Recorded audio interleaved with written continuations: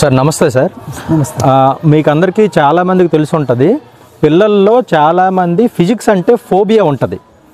ఆ ఫోబియా మీకు ఈ క్లాసే కాదు, అంటే స్కూల్ పిల్లల్లోనే కాదు, మనకి ఇంటర్మీడియట్ చదువుకునే పిల్లల్లో కూడా ఉంటుంది, అలాగే ఇంజనీరింగ్ చదువుకుంటున్న మెడిసిన్ చదువుతున్నటువంటి పిల్లల్లో కూడా ఉంటుంది. అలాంటి కఠినమైన సబ్జెక్ట్, అది ఒక బ్యాక్ బోన్ అనమాట. ఫిజిక్స్ టీచర్ అన్న వాళ్ళు స్కూల్కి ఒక బ్యాక్ బోన్, వెన్నెముకలా ఉంటారనమాట.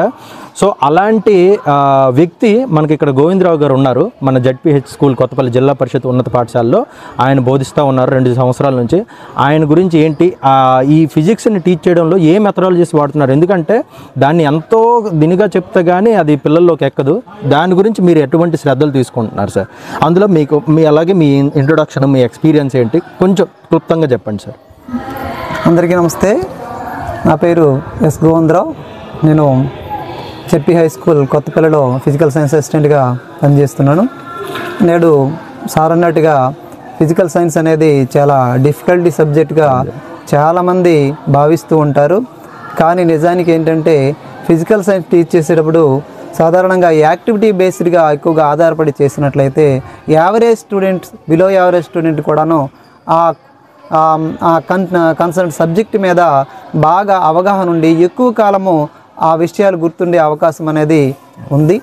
అదేవిధంగా చెప్పే టీచర్ కూడాను క్లాస్ రూమ్కి వెళ్ళే ముందు చక్కగా ప్లాన్డ్గా ప్రిపేర్ అయ్యి ఒక పద్ధతి ప్రకారం ప్రిపేర్ అయితే ప్రతి ఒక్క విద్యార్థికి కూడాను చక్కని అవగాహన కల్పించవచ్చు. ప్రధానంగా ఫిజిక్స్కి వచ్చేసరికి ప్రాబ్లమెటిక్ ఎక్కువగా టీచరు చెప్పగలిగి ఉండాలి. ఎందుకంటే ప్రాబ్లమెటిక్లోనే ఎక్కువ అండర్స్టాండింగ్, అప్లికేషన్ పార్ట్ అనేది చాలా ఎక్కువగా ఉంటుంది. డిజిటల్ ప్లాన్స్ అనేవి, అదే ప్యానల్స్ అనేవి చాలా ఉపయుక్తంగా ఈనాడు ఉన్నాయి. ఎందుకంటే గత రోజుల్లో ఒక టీచర్ ఒక బొమ్మ గీయాలంటే రకరకాల చాక్ పీసులతో చాలా కష్టపడాల్సిన పరిస్థితి అనేది ఉంది. కాబట్టి ఈనాడు ప్యానల్స్ అనేవి ఆ పరిస్థితి లేకుండా కలర్ఫుల్గా ప్యానల్ మీద ప్రతి కృత్యాన్ని కూడాను పిల్లలు చూస్తుండగానే ఆ కృత్యాన్ని చేస్తూ అవగాహన కల్పిస్తే చక్కగా వాళ్ళు అర్థం చేసుకునే పరిస్థితి అనేది ఉంటుంది. Thank you sir.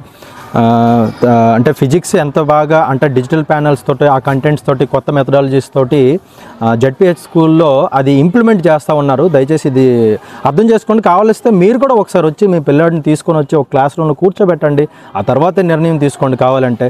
ఏమంటారు సార్? అంతే కదా సార్? ఎనీ టీచర్ క్లాస్లోనండి మీకు డౌట్ ఉంటే వచ్చి కూర్చోండి, లేదంటే మీ పిల్లాడిని కూర్చోబెట్టండి, ఫీడ్బ్యాక్ తీసుకోండి, ఆ తర్వాతే జాయిన్ చేయించండి.